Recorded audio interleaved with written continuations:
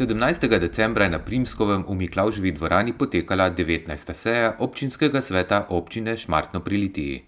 Svetniki so sprejeli enega najbolj pomembnih dokumentov za delovanje občine, odlok o proračunu občine Šmartno za leto 2026 v višini 10 milijonov 500 tisoč evrov.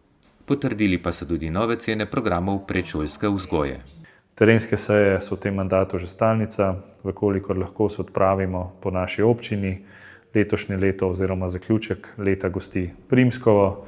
Tukaj v Miklavževi dvorani smo opravili z našo sejo, sedaj se selimo v gasilski dom na pogostitev ob zaključku leta, tako da se mi zdi prav, da naše svetnice in svetniki tudi na terenu vidijo napredek, ki se dogaja v naši občini.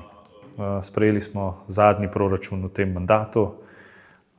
Svetnikom in svetnicam sem se hkrati zahvalil za podporo. Lahko rečem, da je prav vsak proračun v tem mandatu šel izjemno gladko skozi, zato sem hvaležen njim.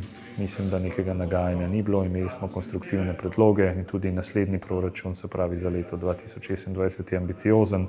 Upam, da ga bomo uspeli uresničiti v realni meri. Vse projekte, ki pa ne bodo dočakali, pa seveda sledi pomik naprej v prihodnost.